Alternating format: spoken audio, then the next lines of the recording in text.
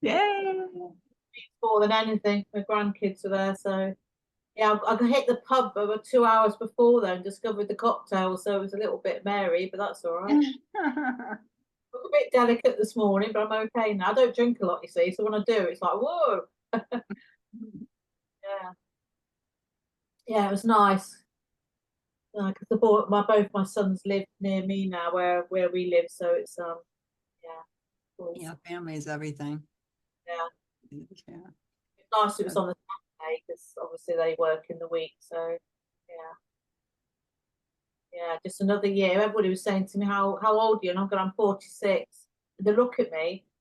I go, yeah. And then my granddaughter goes, oh, Nanny, you're saying the numbers the other way around. You're 60. Oh, she's just too smart. You know what I mean? You had me fooled. I thought you were already 46. God, I wish. All righty. So we're going to get started now. And I'll let people come in as they show up. And we, as everybody know, we have Sharon Barbour here. I can't pronounce your middle name, Sharon, so I just put Sharon Barbour. And could you tell us a little bit about yourself? Yeah, well, as you probably realise, I'm a mum and a nana. And I live in Newport, South Wales, England. And I came to this, well, we're all on a spiritual journey from day one, but we don't realise, do we? And I got to about, I sort of had things happen to me through my life which were a little bit odd. Um, I had like, I was taken to Sunday school for a few years, and like I used to look at Jesus and think you're an alien, but nobody talks about aliens. So I used to have all of these thoughts. Angels, I was always drawn to angels. I had feelings in houses when something wasn't right or there was a presence. I had um, at the age of 16, I had an experience of standing in a town and going back in time, like I'd lived my life, and I went into a trance for 5 minutes just standing on the street. My mum had to call me back out. So I had all these little things happen to me, but I was actually, my path was to lead a human life up to the age of 40, experiencing all sorts of traumas and stuff on the way.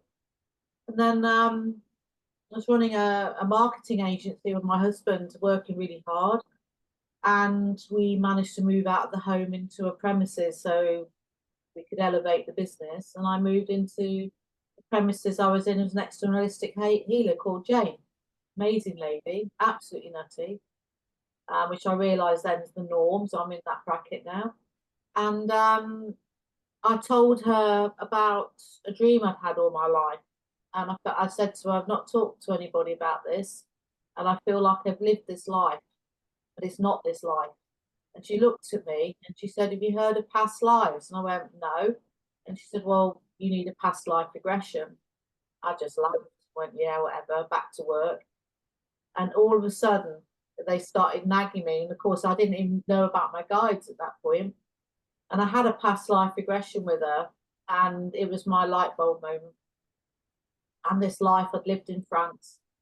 And yeah, it was as clear as day. It answered parts of the dream. I couldn't go up the stairs. I was fearful of this room. It was the room I died in. Um, it was quite a well-off family. I was placed into a marble back out there in France. They have like the marble graves and stuff. I used to dream about that. And yeah, I won't go into that, but yeah, that was my trigger. And it just set me off on a journey of Reiki, meditation, and then it took me into mediumship, which led to trance quite early on. So I was in my early 40s when all this started. And then the trance was the trigger for the channeling of the books. And I started writing that same year, channeling. And the channeling sort of came in more for the spiritual growth. So signs, the first book mentioned UFOs, stuff that was going on. And it was really like every book I wrote was a learning curve for me and information, but it was also for other people. So I sort of slowly went up the ascension ladder with each book I wrote. Um, and then they started to drop in like the Atlantis, New Earth, and that was about a planet. And it was written in story form, but I was kept being told by my guides this is factual celestial information about planets, beings, and it was like I was writing Star Trek movies. And in between that, I was also writing spiritual growth books like Step into the Mind of a Medium, Spiritual Toolkit. So I was running the two along the side, and then all of a sudden it shifted to more of the celestial. And then who are they? Who are the architects of humanity? Like counselors, intergalactic councils, and just all of this information kept coming to me. And I just said to Julie, I did a talk at a UFO conference. It was last weekend. It seems years ago now, and it was like I hit my tribe. And my husband sort of supports me, but doesn't understand everything. And he was sitting there listening to these people I've never met, never followed them on social media, saying the same things similar to what I was saying, but coming in from a slightly different direction. And he just said, "Oh my God," he said, "how do they know what you know?" And I said, "Well, they know what I know because our guides are telling us, these celestial beings." So that's a very quick account to how I get to where I am now. I don't know if that makes sense. That was my first question, was what led you to your knowledge? So what happened when you had your first experience with what I'll call another dimensional being? How old? My first real true experience was I started to become aware of guides when I did Reiki. And in my first Reiki, so Reiki 1, I saw what I now understand as light beings, 3 light beings standing in a room. I'd never seen auras. I saw auras that day, and I saw light beings. And then I also heard angelic singing, to the point where I said to the woman that was running it was in a village, I said, "Where's your church?" She said, "We haven't got a church." I said, "Well, where's that singing coming from?" She said, "What singing?" So it was almost like in this space of time, they showed me stuff which I haven't seen again. So that was the first time I saw what I'd understand as light celestial being, not physical. Then I started, when I did the mediumship and I started to develop, I started to see them clairvoyantly and question, am I seeing you? I used to see them in human form. My guides, these celestial beings, will show them, if you're not sure, probably as an earth life they've had or experienced, like the incarnation life, or they'll present themselves as a human figure so you don't freak out. So I used to see them in human form after that. And then when I had the first trance experience, I was doing a meditation, a workshop. I'd never ever done any trance. The teacher said, "Right, we're going to do a relaxing meditation where you can ask your guides to come and be with you, but we're not just sit there." And all of a sudden, I felt this energy come over me, and I, in my head, saw my arm change into a thin arm with Hessian. I felt like I was dressed in a Hessian robe, and this voice said to me, "I'm your gatekeeper, Harold," and I'm presenting myself as a medieval monk because I had a life.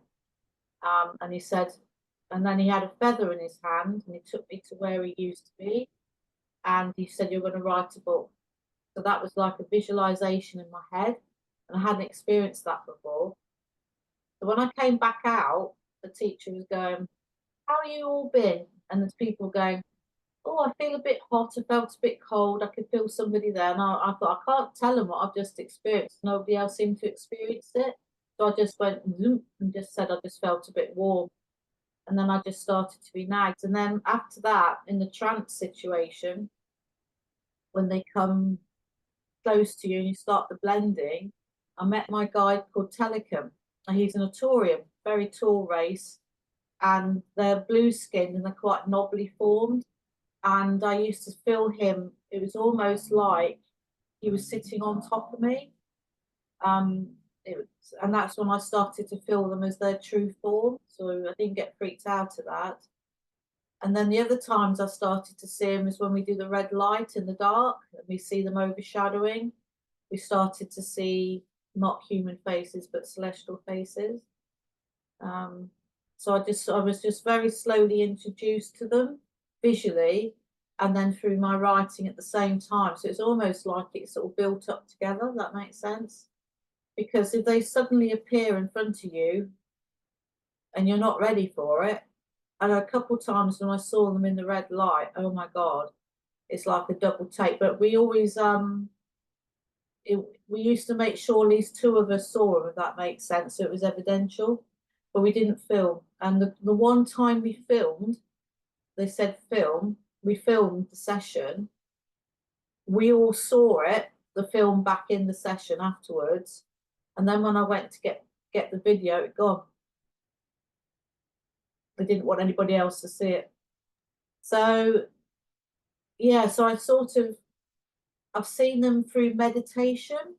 And when I started writing, especially what I call more the celestial books, the celestial beings and the stories, or factual, I started to be taken on, so my ethereal body would leave and go with them. And I've seen spaceships, planets.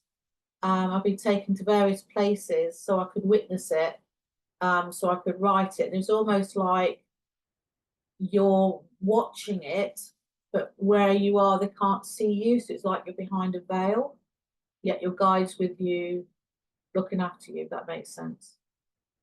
It makes lots of sense. Yeah, so I've had those type of experiences, but they've not turned up in front of me in the room or anything. You know, I've not seen them with my actual eyes, but my son has. And it freaked him. How old was your son? He's now 30, but he sees, he's like me. He's the same mold race basically, but he's sort of suppressing it a bit now. He's like living the human life. He's got a very good connection, and he was living at home in COVID. They both moved back. There's a split with their partners. And I'd asked for healing one night, and he would see with his eyes, you know, not clairvoyant, this was visual. And he said he got up to go to the toilet, and he looked in our room, and there was the two beings in there. And he said one was sitting on the bed and one was standing at the side. Then he said there was one in the corridor, and it stood aside to let him go to the toilet, and he started to get a bit freaked out. So he said he came back out, and then the one that was standing at the side followed him to the bedroom, like he was checking he was going back. So Mike said he shut the door, and he said, I was a bit freaked out by this, Mum. And I said, well, I had asked for healing and I needed some healing, so he'd come to give me healing. He described, I can see them in my head who they were, but I don't know what race they were. I didn't recognize them after he described them. But So you can tell the difference in their race? I can't remember what they were for what he said, but he said they were quite tall, and I think he said they were blue. So it could be the Torians again, but he wouldn't know who they were because he hadn't seen anything. I think it's fascinating. So, Yeah. you know, I have many students or clients that tell me that they have experience with what we call extraterrestrials, and they're afraid to come out. What suggestion would you give them? They're afraid to tell people that who are they actually channeling. I can understand that. You just have to be careful where you do it, to be honest. I obviously am very I advertise my books. I don't go into the political side of it, like disclosure, which is what this UFO conference is about. I don't cover any of that. If people want to talk to me, I'll talk to them about it, but the stuff I know. I think basically, if you're experiencing celestials, because what I'm finding with the trance is a lot of trance teachers, and this isn't you, because I know you're, you know, into it all. I know someone who's been doing it for 30 years and still denies celestial beings exist, and says to people before they go into the trance group, there isn't such a thing as this. And I think, well, who do you think's coming through and talking to you? And I thought, can't understand the narrow understanding of it, but that's their level. So what my guides have said is that people need to be taught at that level So they think it's a loved one, or I don't know who they think it is, but my understanding is with the Celestials that they will present themselves in human form for our comfort if needed, which is what happened when John turned up, my guide I do trance with. He showed himself as one of his Earth lives. And then 2 or 3 years ago, he said to my trance partner at the time when I was in trance, I'm now going to remove that image because I'm a light being. This is where I come from. And he described where he come from, what he would look like if I saw him in my 3D reality, which I've drawn. And then it became a knowing he was there. So I understand from the development point of view, a lot of people will say, for example, I've got an Indian guide. All of us will be presented with a native Indian guide.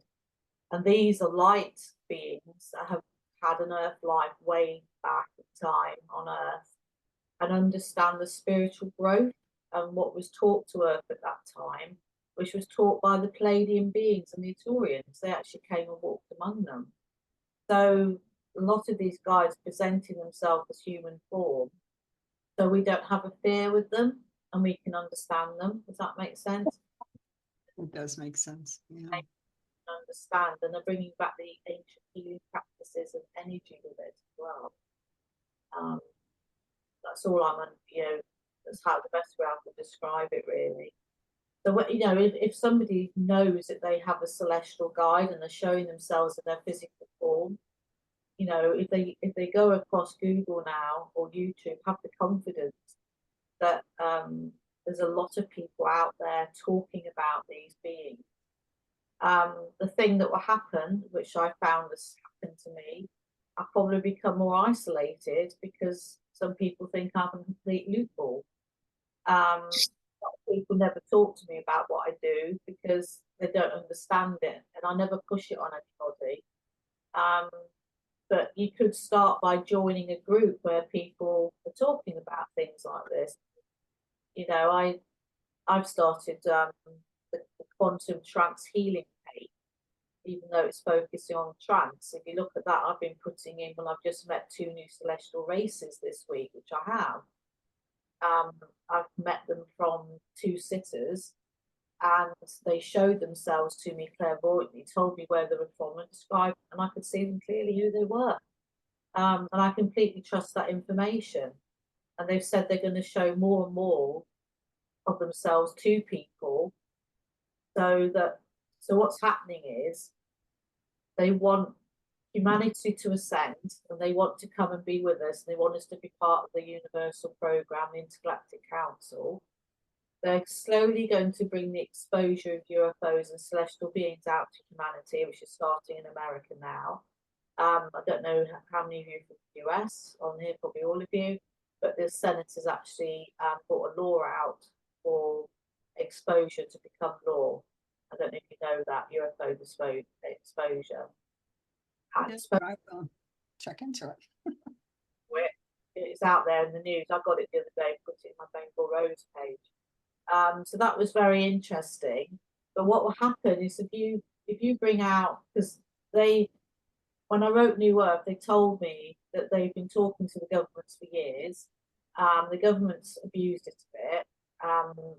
Some of their technologies come from them. And there was a fear base around it as well. But and more humans, especially in the Western world, are talking to them, like through trance or whatever. We're being monitored by the government. I do believe that the government is involved with them because my father-in-law used to type for the Congress, and there was a lot of information about the UFOs and stuff that they weren't supposed to dislodge, that they would have to put into the machine, into the system. More people now, when they're coming out of positions of power, like military or astronauts, are actually saying, yes, we saw UFOs, yes, we've had involvement with them. And there's more and more people seeing them, talking to them through trance or communication, meditation. And it's going to be a slow build up, my guides have said, because if they suddenly reveal it fully, it will knock religion out the window. which obviously is thousands of years old. It records disruption to humanity on a major scale. So what they're trying to do, is what my guide had told me, they're trying to bring it in slowly. So you're saying about people seeing them or knowing they're there and having conversations, is that we slowly start to talk about it, slowly start to bring it out in the way we're doing now. And you can be brave and put it on your page, or you just start slowly putting out information, sharing information about it. And it's almost like, it's like the other week, there was a room of 60 people, and I was talking about how celestials communicate. And so that was very interesting. About 4 or 5 people came up to me afterwards, and I thought, well, if only 4 or 5 people out of that room started to, and people were nodding their heads as I was talking, so I knew people in that room were understanding where I was coming from, what my guides were saying. So there's more and more of us.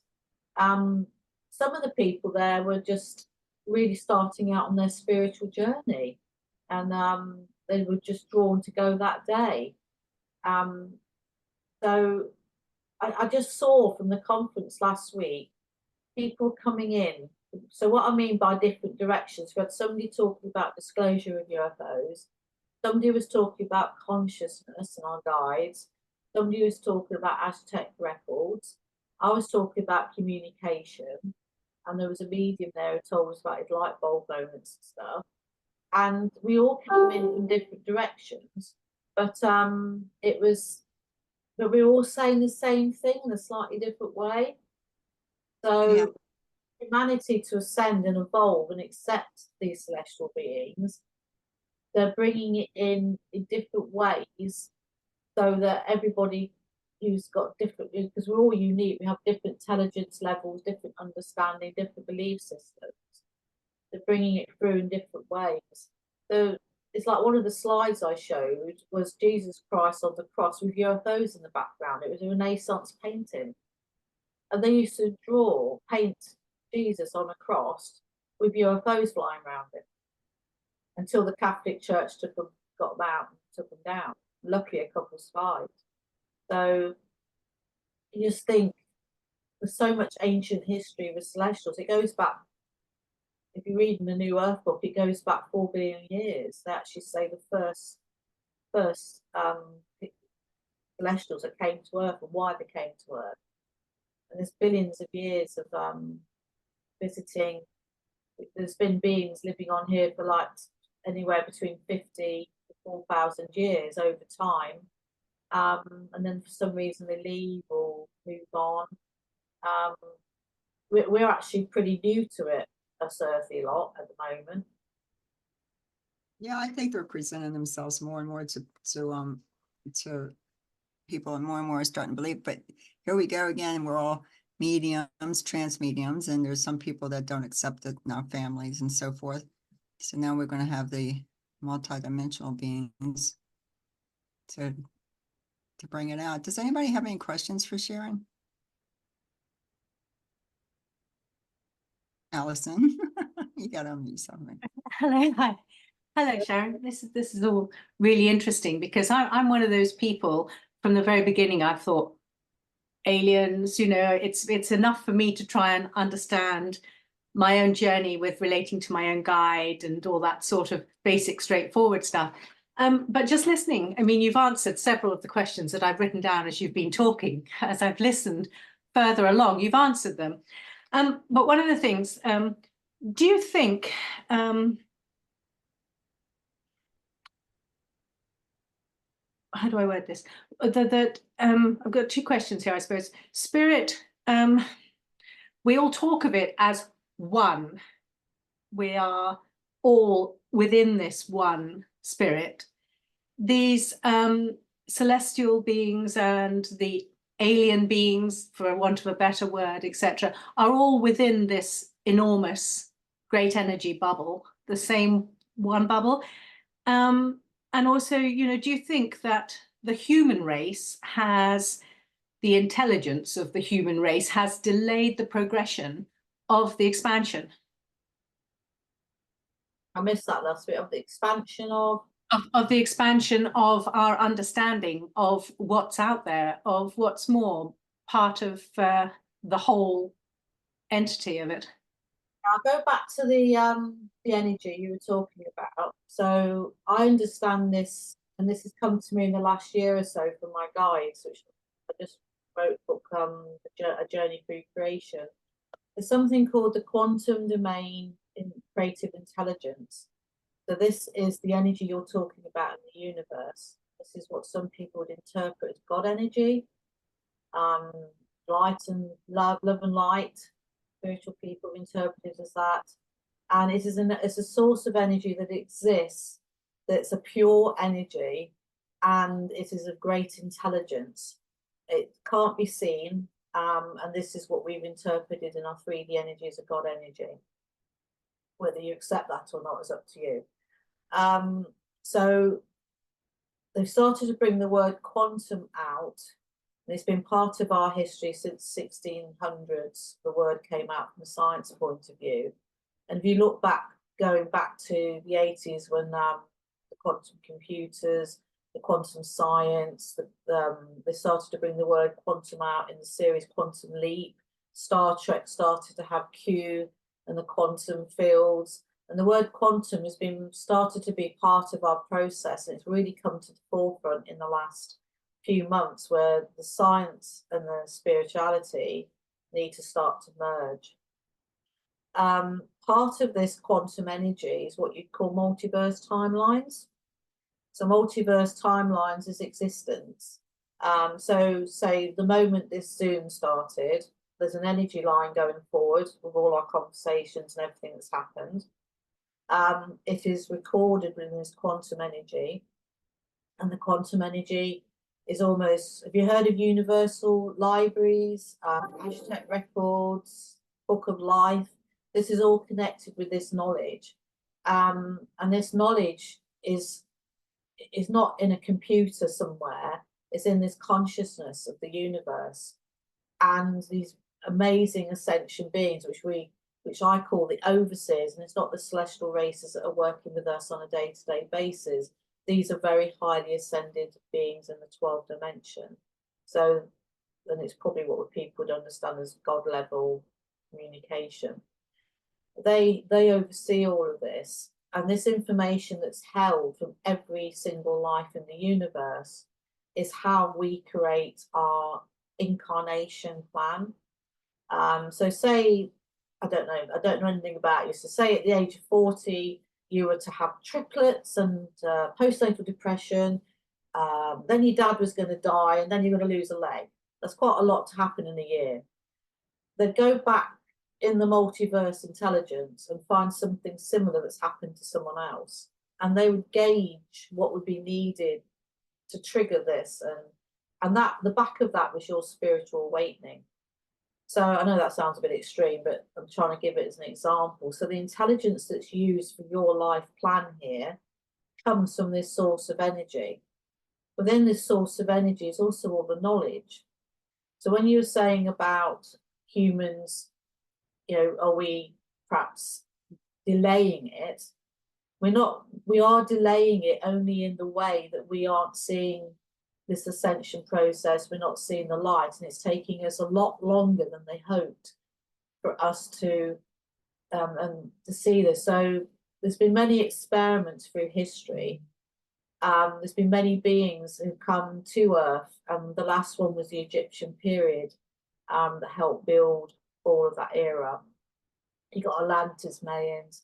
If you go back through history, you go back thousands of years, there's paintings, there's evidence, there's cave paintings of celestials have been here.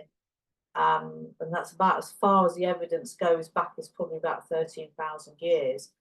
And as we've progressed forward, they've left us in time periods to see how we can evolve. Well, we went through Dark Ages, Middle Ages, we hit Industrial Revolution, we hit First World War, we hit Spanish flu, we hit recession, we hit Second World War.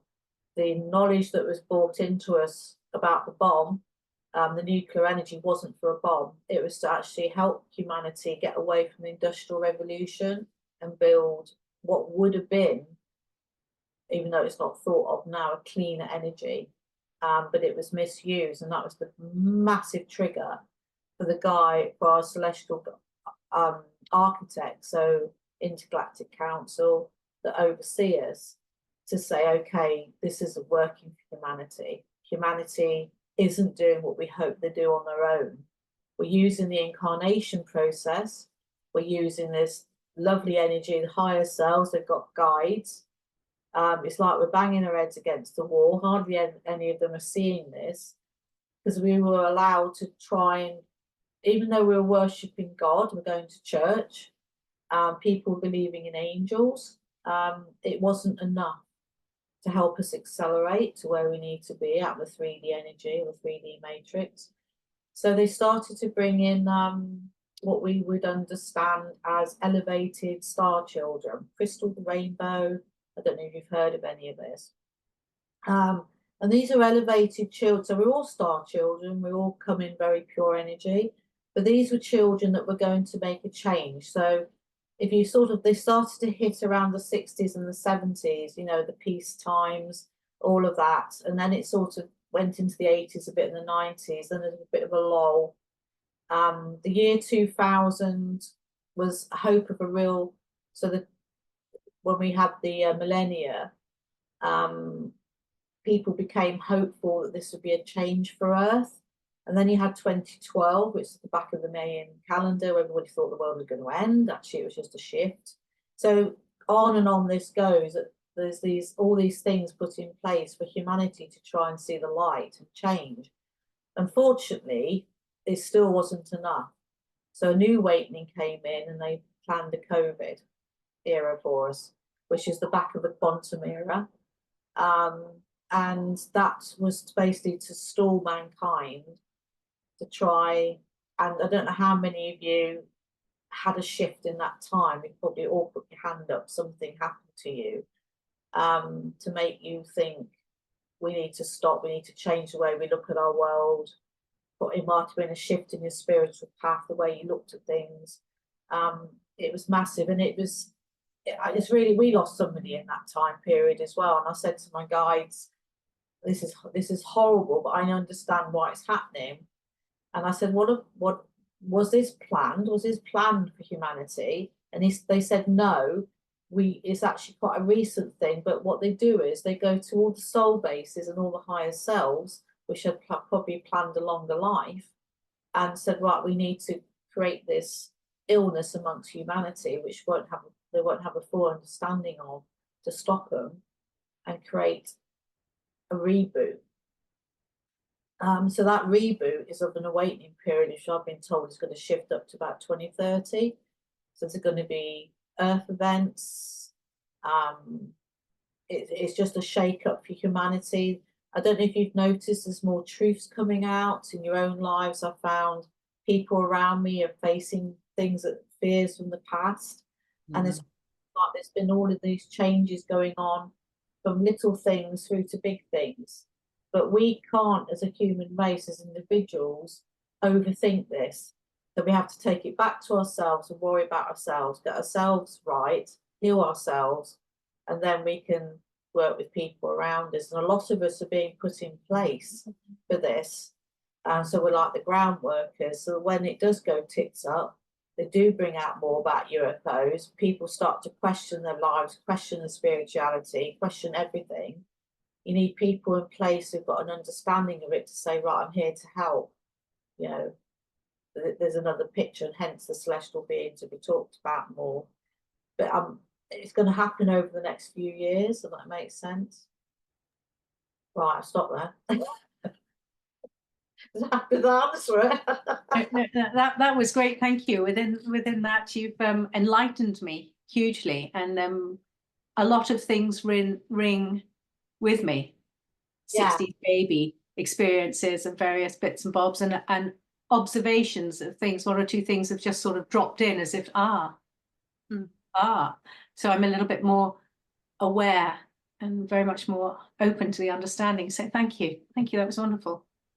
The other thing is, they just brought the word perspective to me. We're brought up in our families, how our families tell us to behave.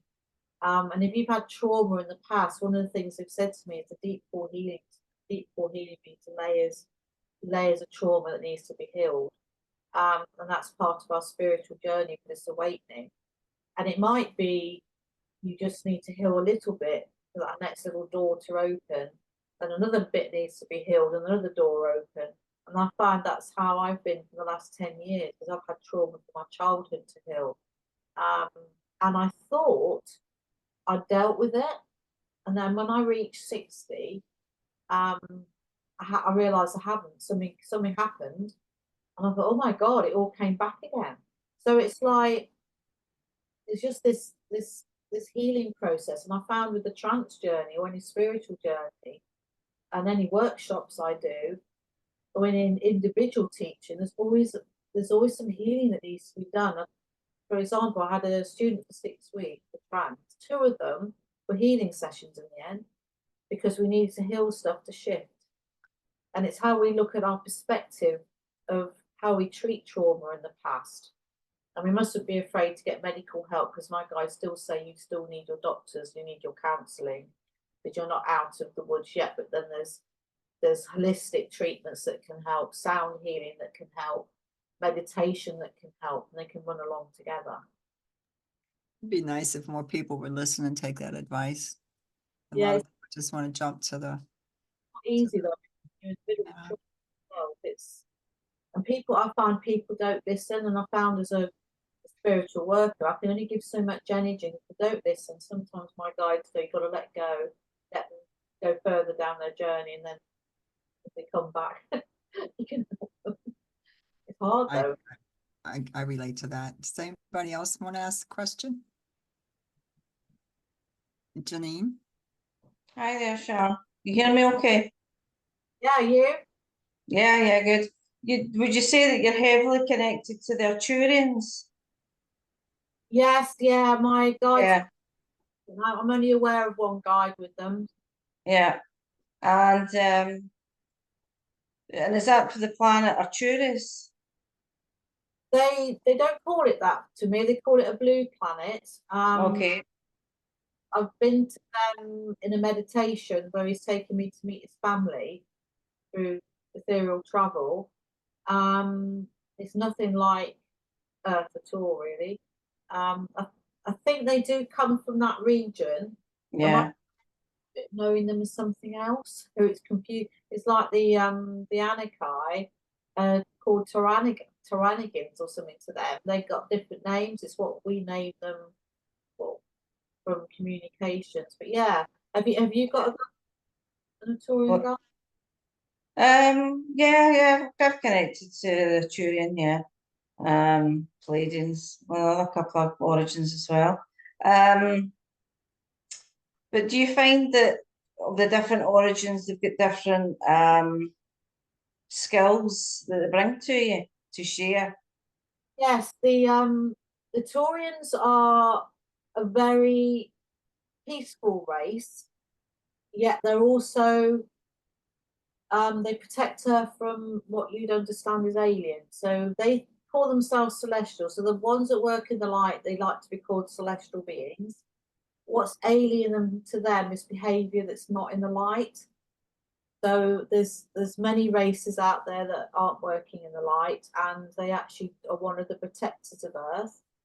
They're also one of the soul carriers. So they work with the parts of your soul with the higher self connection, and they also work with fragmented soul clearing, energy clearing on Earth, and they're inclined to invite spiritual workers. It won't be advertised. It's not a job that's advertised. They will be asked to do it silently. And I actually had the privilege a couple of years ago meeting one of those people that do it. She was the most amazing one. I had no idea. And I've now got somebody who's in my trance group on a Monday night. She's been asked by her guys to start help clearing stuck energy. And she's been working with her guides doing it. So yeah, they can be triggered. They work closely with the Pleiadians. They have them for a long time. They're Dromedans as well. So there's a race that part of it. Yeah. So how would you have coped with the galactic connections if that had started early in your spiritual path? How did I? Sorry, I didn't catch all that. Yeah, I'm saying that how would you have coped with the galactic connections if it had started early in your spiritual awakening? I don't think I was ever supposed to. I can't answer that really because Yeah. my life is experience a human life. I've been told. I did see a UFO at the age of 18. And what was nice to see in the paper a couple of days later, loads of other people saw it as well. And I now realise that some of the things I perhaps dreamt and stuff was part of this, but I had no idea. I did say to my guides once, because I'm very honest with them, and I got a bit annoyed once and said, look, I could have done so much if you'd given me this knowledge earlier in my life, in my 20s or even earlier. And they said, no, that was not your journey. So I can't answer that because if I'd been on a different journey, but it's like my friend who I work with, her daughter, she's aware of many things and she's only 9. So it's her journey. She understands about celestials. I think a lot of the young ones understand a lot more than we do. She comes in from, she's actually a trained counsellor NLP, but it's also got the spiritual side of understanding. So she's coming in for what I say science and spiritual side. She's there to lead her daughter into amazing things as she grows up with understanding. So and my granddaughter's like that as well. Even though she's in a Catholic school, her mum's open to her having oracle cards. I've just had a sound drum given me for my birthday yesterday, and she loves it. And anything to her, it's like music and stuff, but she's drawn to anything of the spiritual base.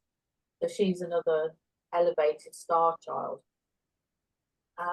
There's many of them now, and what's wonderful is they're getting parents or nanas or people in the family who can connect and understand them. But what's sad is the education system's not understanding them because they're seeing them as ADHD child, problem children that can't settle, or they're away with the fairies, they're not listening, and or they're really creative, or they're really intelligent, but they're not. But and I'm just like, because both our connections are similar ages, 8 and 9. Mine's a grandchild and hers a daughter. They're very bright, very intelligent, and very attuned to the celestial energies. So but it wasn't my destiny. I was told. If you know somebody who is, or you were from a young age, that was your destiny. So what they're doing now with the children, they were bringing in this high energy really early. So as they grow up and started to go to school, they're having trouble functioning in 3D energy with the way we live. So what they're doing now, they're called diamond, platinum, and titanium. They're giving them these names so we can understand it. And these children that have been brought in since it was just before, around the COVID time, so 2019, the last 5 years. These are children that, yes, we're all spiritual, we're all elevated and then we smack the 3D energy when we're born, scream, oh my God, I'm back here again. They were bringing the energy in high then. So what they're doing now is they're letting them live a bit of a life, and they're slowly elevating, triggering DNA, ancient codes, anything that's in them.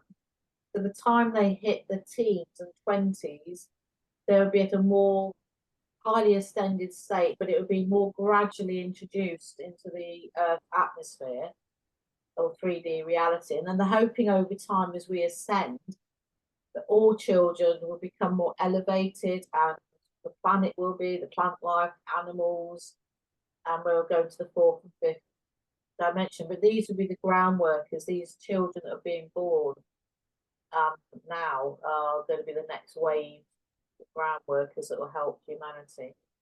My guys have shared that with me, and the children from before COVID, they're having a hard time handling. Yeah, it is, isn't it? It's good to people being told the same thing. I was saying earlier to Julie, when you work on your own, you can actually be quite isolated. But when you hear other people like talking to Julie and talking to people, start to say, "Well, actually, I've been told the same." I think, thank God for that. I'm not completely aloof, you know what I mean? They don't want to live in our past. They want to be united, not divided. So that's Yeah. got a lot to do. Yeah. Does anybody else have any questions? I thought I saw somebody's hand up earlier. So I'm going to ask you a question. You know, because I came across in one of your interviews, multi-dimensional transitional change. Right. Okay, this is some fancy words they use. I had trouble spelling it. Do I put a hyphen? I don't think I spelled it right either. So it's the way they describe it to me. So how should I start this? Okay, so we're in a 3D reality, and we're functioning away, beavering away in this reality. And we've got to remember this reality has love, compassion, but we also have fear, self-doubt. And at the moment, we are the physical form we understand. Some of us can see auras, some of us can see energy around each other. And that is the start of the process of like stepping into, this is dimensional growth. So the fourth dimension takes you into the astral traveling. And as you, as spiritual workers, raise into the fourth dimension, your cellular structure of your body will start to alter, including your brain. But you won't be aware of this as a gradual process. If some of you would be working in the fifth dimension level of energy, which could be healing, the way you're thinking, behaving, again, your cellular structure will have started to change. And what I mean by that is in the fifth dimension, the sixth dimension, you're starting to change in a way that your ethereal body, which is consciousness connected to you, which is connected to the quantum domain, creative intelligence we talked about earlier, and the physical body cannot exist without this energy, this ethereal energy. When you get into the sort of sixth dimension, a way of being, the cellular structure of your body can change, and your ethereal body can leave, and you could be sitting here consciously allowing your body to go somewhere else, travel a certain distance or through energy portals, visit somewhere and come back. But you're not in a dream state. You can be aware of it, but you'll be in like a trance state. The other thing you can do, so this is like the multi-dimensional travel. So as you go into the seventh and eighth, your cellular structure would change even more. The human form will start to change. And one of these, which is very evidential, so this is the Lemurian race. They're probably the closest to the humans because we've got their DNA. They now have so they're in the seventh and eighth dimension. They now have what we call a crystalline structure in their bones. They've altered. They can phase themselves. So it's really Star Trek, this. They can phase themselves. So I could sit here, take myself away from this space and take myself to where one of you are. Sounds a bit out of it, doesn't it? So this is the multi-transitional travel. So this is not just the ethereal form leaving. This is the whole of the body can be transmuted into a form. Sounds like, you know, you ever seen the Star Trek movies? They go, beam me up, Scotty. And they go into this cellular structure and then it travels to where it needs to go. It's like that. And this is where the Star Trek movies come from. It's the intelligence that's been put into the earth energy. Somebody's picked this up and put it into a story. And the reason these films have been made and all these races have started to come out into different films is so it's not such a shock to us in the future when they do arrive, or we understand them better. So they're called multidimensional, transitional or transcendent races. As you progress through the dimensions, you get to the 8th or 9th. So the Taurans, for example, my experience of visiting their planet is in my 3D reality, even in an ethereal state, which I have a greater understanding when I'm in that state.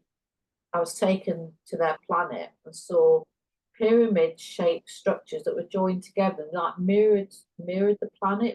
It was not like any buildings we have. And as I was invited through into this building, I remember thinking, where's the stairs? Where's the furniture? And they said to me, well, you're not seeing what we've got because you don't understand it. You're not in our dimension. I went, okay. And they said, well, we'll create a seating area. You can sit down. This is my ethereal self. You can sit down so you understand. And I'm going to invite my son to see you. And his son, it was almost like, if you ever seen anybody blind and they feel your face, they feel your energy. This is what he did. I could see him as clear as day. So my 3D understanding of their 9th dimension, that was the best I could do when I went on this journey to his planet when he took me there. So we have trouble interpreting their existence, if that makes sense. So when you get to the 9th dimension, you can choose as a race, if you get to that level, to become non-physical and become light beings. You can actually lose your physical form.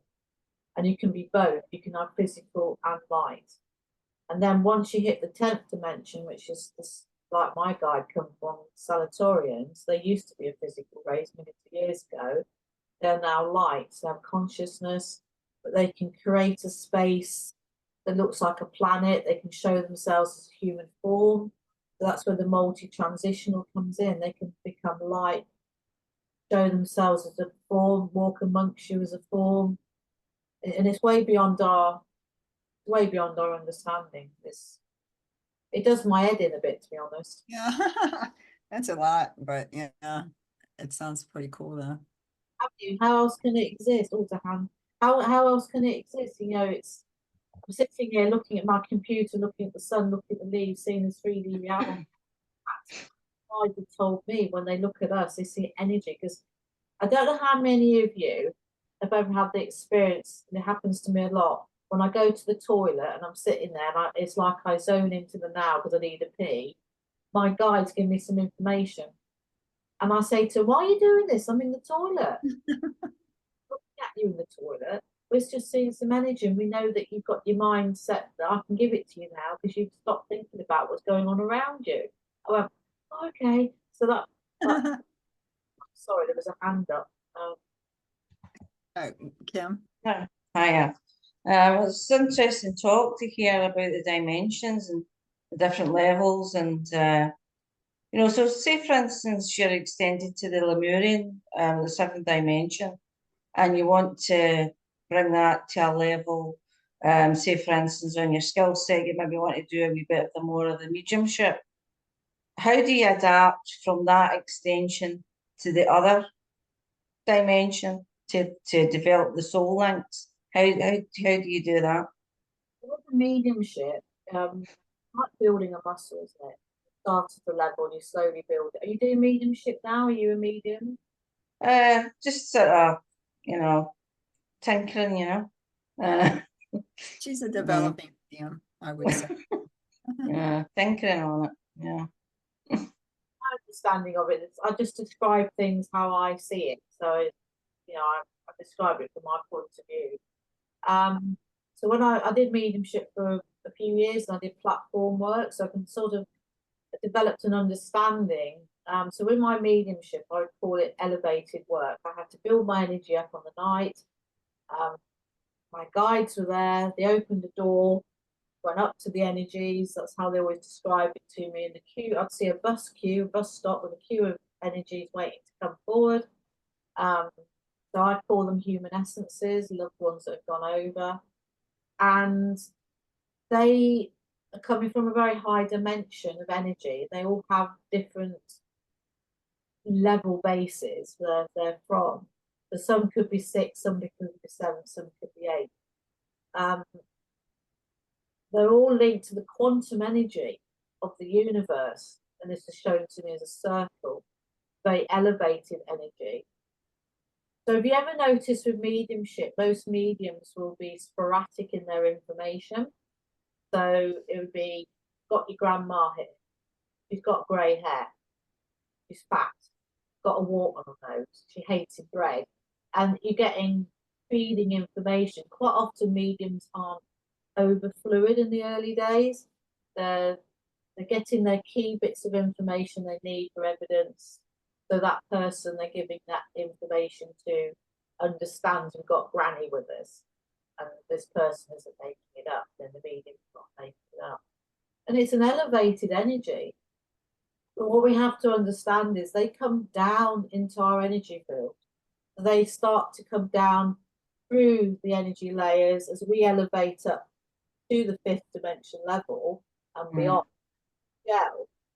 So that's why some links will be stronger than others, because the first time they've come to you, you've got your guides elevating the energy, they're elevating the energy in the room, so you get that connection. And wham. And then it might be amazing. And as you develop and grow, it become more fluid. It could be like, well, I've got grandma here. Oh, she's telling me this, she's telling me that. You lived on Holyrood Road at number 52 with grey curtains, and Mrs. Smith up the road is really nosy. And they're going, oh my God. And it becomes more fluid as you develop and as you get that better link. Now, that's not you developing up to the 7th, 8th, 9th dimensions. It's you building your energy muscle, build that strength so they merge at the level needed for you to get a more fluid information. Yeah. But Yeah. also getting there, you would have to do a lot of healing to get to that 5th dimension. You need to heal on the way to get that. It's the same with trance. You need to, say you're acting a working medium and you just had a shit day, or somebody close to you died, and your energies are below, you shouldn't really go and do it, basically, because you can't connect properly. I get days where a couple of weeks ago I wasn't very well, so I cancelled a trance thing I was doing because I knew I wouldn't be able to give it what was needed. And healing as well. If you have somebody that upsets you in the day, or you carrying trauma from your past, or a relationship that keeps reoccurring, that needs to be dealt with, because it's these little obstacles that are going to stop that pure connection. Very nice to say about that. Yeah, that sounds really good. So do you find then, if you're still doing a mediumship, then that you still get galactic guides that come forward, or does it shift to your mediumship guides solely? My impression when I first did it, my early stages of mediumship, when I was doing that, I just started on the trance journey, and I wasn't really fully aware of the celestial beings as I understand them now. We're talking over 10 years ago. But your guides that are with you, see, a lot of people don't even know they can be working spiritually. I met somebody who was a great trance worker, had no idea who the guides were, never felt them. But it's trusting the guides that are with you, could be celestial beings showing themselves as a human form. If you feel you're ready to understand who your guides are more, then you can ask them to start to show that to you. If they think it's right for you, I can't give you that answer. It might not be at the moment. Thank you. Thanks very much. Question. Yeah. Thank you. Yeah. Light guides. So you have physical guides, which could be like a Pleiadian, who could be back on their home planet, but they're actually transporting their energy to be with you. They don't actually physically have to be up in a spaceship or anything. They have the ability to connect. Or you have the light beings that are more moving around more, because obviously they're more in the multi-dimensional travel. Pam, you have a question? Yeah. Sharon, my guides have shared pretty much what you're speaking of with me as well. And when my son crossed over, it was really interesting because he shared with me, and it was like a huge light bulb moment. He said, Mom, there is no separate heavens. So what with the Arcturians, the Pleiadians, Syrians, we all share the same space, just as different levels, and thus being the dimensions that he was showing me. And I was like, my word, why is it taking me this long to come to that conclusion? And then right then my guides, I have an Arcturian, I call him Ari, on my team, was showing me that it's time that people that have the information, thus you, me, and others, need to really start coming forward, sharing what we know, right? Because there's no separation, right, between the spirit world and as what you're speaking of, right? It's all together and Yeah. works all together. It's not, and that's what, you know, when I got into this work, because I used to just do this by myself. I wasn't in any groups until COVID, right? Just learning what my team was teaching me. And I just found it really interesting that there was such a separation, right? Spirit world, and then, right, celestial, and then, you know, different deities. And I just found that very interesting because I always saw it as one. And then they would never mention, when they would speak of their guides, right, that they did have other beings on their team. So I just kind of kept quiet, right? As you have, right? Because then you're considered even more freakier, right, than normal. So it's really refreshing to hear you speak, because I mean, this is stuff that my team has been teaching me forever. And they also went even further with these last two eclipses that we had, that energy was needed for us to raise our energy, right? So communication was even easier, right? So I don't know, did your team share that with you as well? No, they haven't. What I will Sharon, we're having a hard time hearing you. hear me better? Yeah, something's going on. Here, I'll turn my thing off. Maybe it's me, Julie. Okay, try now. Is that better? Yeah, it's you. When you say about them showing the spirit in different ways, and then you're getting this light bulb moment of this information, that's because you're ready to get that. It's because humanity wouldn't cope with what you understanding now 10 years ago. Do you understand what I mean? So they're bringing in different. Yeah, no, I do. Like my son was showing me where he's, you know, where he's at over on the other side, that there's, you know, Arcturians walking around, Pleiadians, right? They have souls. We all, right, are pretty much at the same space, right? But some are at different levels, of course, right? Yeah. Different dimensions within the other side. So yeah, once I was ready to accept that, it was like, well, of course, that makes total sense, right?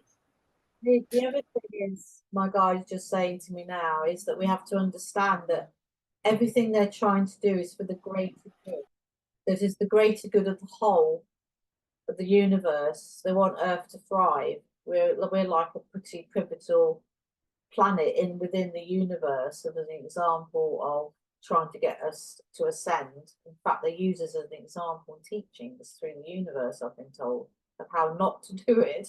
So they're really trying hard. So they're bringing to humanity at the moment in different levels. So it's channeling books, through meditation, through dream state, through art, through music, through all sorts of channels in different stages, different understandings, languages, to hope to slowly shift us forward.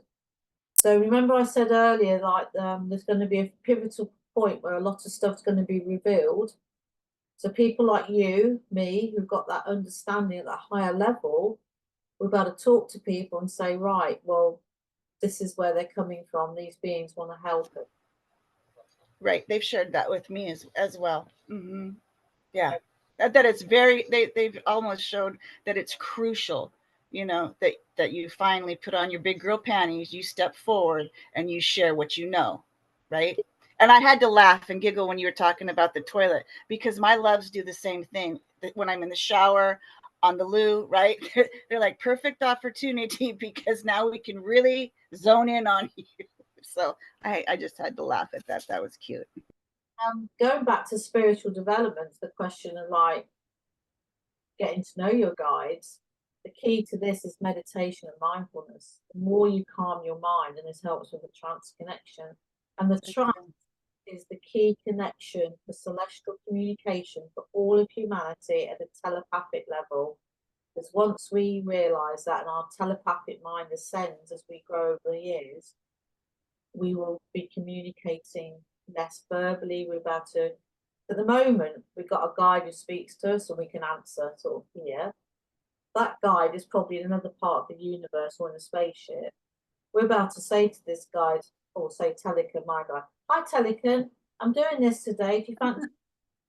Instead of them sending out the runners and whatever, I've got a runner who calls himself Sam, who goes and tells John and Mary when it's time for me to do a trance thing. And I go, oh, okay, that's fine. And I just accept that, because I always think, well, wouldn't John and Mary know that? Their energies have come from the same collective, the Salatorians. But no, because they've got their existence, and they're not just sitting there waiting for me ready to do the trance. They've got other things they're getting on with. So it's like, it's quite interesting.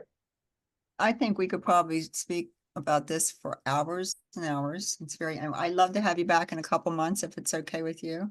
Yeah, cool. That'd be great.